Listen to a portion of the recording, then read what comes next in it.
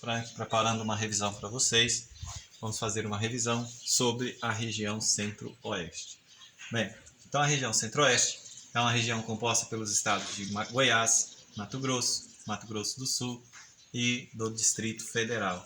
Bem, essa região ela é caracterizada pela presença de dois tipos de relevo. Então, o relevo são as formas da paisagem, né? Então, nós temos dois tipos característicos de relevo na região Centro-Oeste. Então, nós temos os planaltos, que são os relevos suavemente ondulados, que têm uma altitude acima de 200 metros de altitude. E os planaltos trazem como outra característica a presença de solos que são velhos, desgastados pela ação do intemperismo, solos erodidos, né? Solos que sofreram a ação da erosão. Além dos planaltos, que são os solos característicos, o relevo característico dessa região, nós temos as planícies, né? Então, dentro dessa região, nós temos as planícies, como é o caso do Pantanal. Então, o Pantanal ele é caracterizado por uma área de planície. Então, as planícies são relevos que têm altitude abaixo de 200 metros de altitude. E, geralmente, as planícies elas são caracterizadas por ter solos planos, né? Um ambiente plano. Esse ambiente plano acaba tendo como característica o processo de inundação. Então, as planícies geralmente são áreas que vão sofrer a ação de alagamentos, né? São grandes áreas alagadas, como é o caso da planície que tem na região Centro-Oeste, é o caso do Pantanal Mato-Grossense. Agora, então lembre-se, a principal característica da planície é sofrer alagamento durante o período chuvoso e ter baixa altitude. Sobre essa região, nós temos dois tipos de vegetação característicos. A primeira região é a região onde se encontra o bioma do Cerrado.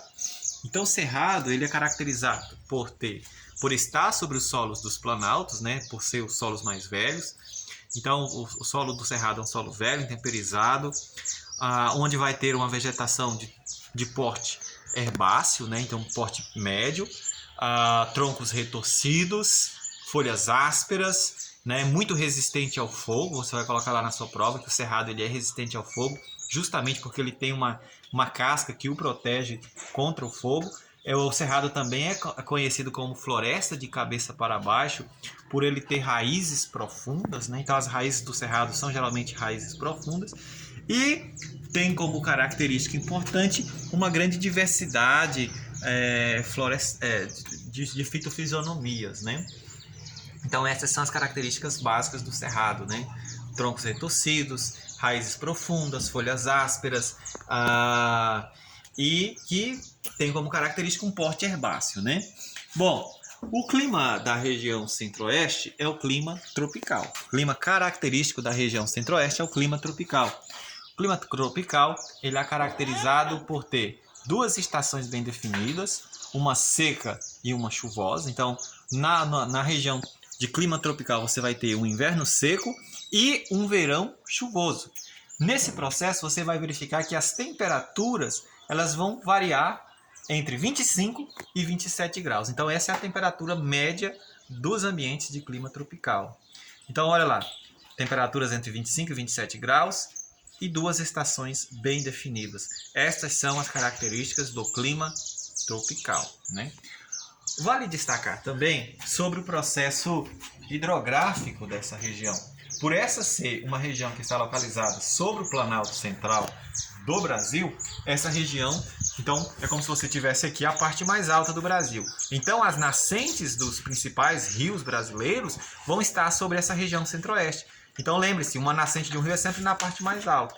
Então, aqui nós vamos ter essa região do Cerrado, né, da planície, do Planalto Central, conhecido como o berço das águas, porque é na região Centro-Oeste que você vai ter a nascente de importantes rios brasileiros, como por exemplo o Rio Tocantins, o Rio Araguaia. O Rio Tocantins, inclusive, é um rio muito importante para a produção de energia no Brasil. Ele nasce próximo de Brasília e ao longo do seu curso você vai ter grandes usinas hidrelétricas que são muito importantes para o fornecimento de energia.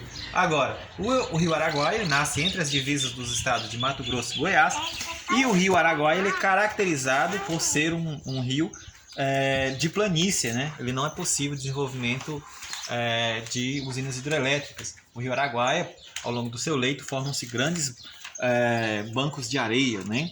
O rio Paraguai é o rio aonde está localizado o Pantanal Mato-Grossense. Então as cheias do rio Paraguai que acaba favorecendo lá na região do Pantanal Mato-Grossense a formação das grandes lagoas. E a bacia amazônica, por onde nós vamos ter o estado do Mato Grosso. O importante rio da bacia amazônica que nasce no Mato Grosso é o rio Xingu, né? Então o rio Xingu é o rio mais importante da bacia amazônica sobre a região centro-oeste. Abordando com vocês a vegetação, eu esqueci de abordar com vocês a característica interessante do Pantanal. Então, sobre o Pantanal, durante o período chuvoso, formam-se grandes lagoas. Inclusive, as pessoas até pensam que são lagoas naturais, né?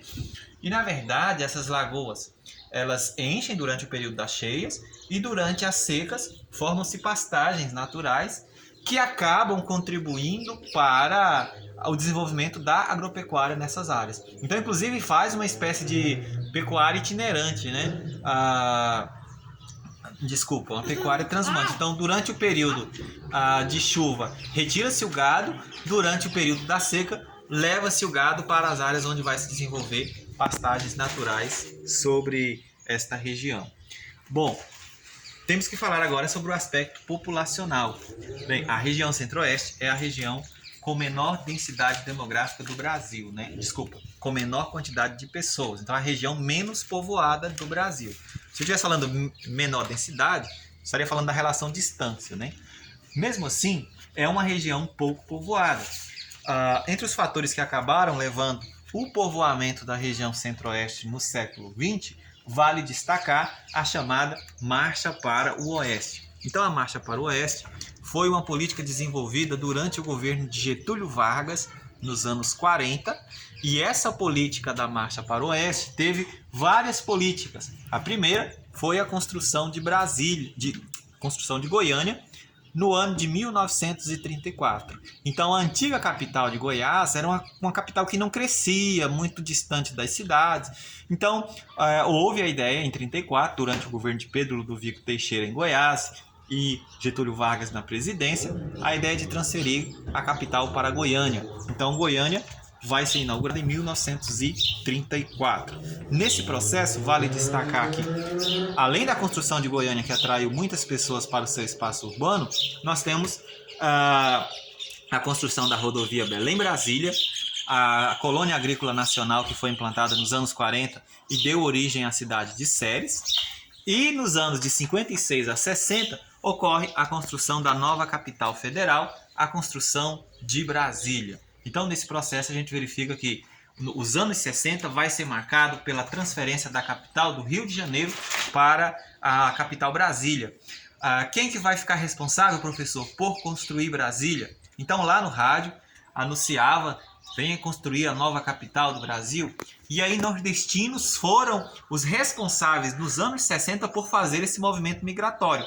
Saíam do Nordeste em direção à região Centro-Oeste. Muitos saíam montados em cavalos, a pé, apenas com uma sacolinha no bolso, né? E, de certa forma, foram os grandes contribuidores com o povoamento da região Centro-Oeste durante a construção de Brasília. Então, esses povos nordestinos que são chamados de candangos. Vale destacar também que nos anos 70, a empresa brasileira de pesquisa agropecuária, a Embrapa, desenvolveu pesquisas que permitiram a adição de calcário sobre os solos do Cerrado. Qual que era o objetivo de adicionar calcário sobre os solos do Cerrado? Fazer a correção da acidez do solo. Então, esses solos que antes eram conhecidos como solos de baixa produtividade, que não permitiu o desenvolvimento de práticas agrícolas, com a adição do calcário, permitiram o desenvolvimento de produção agrícola.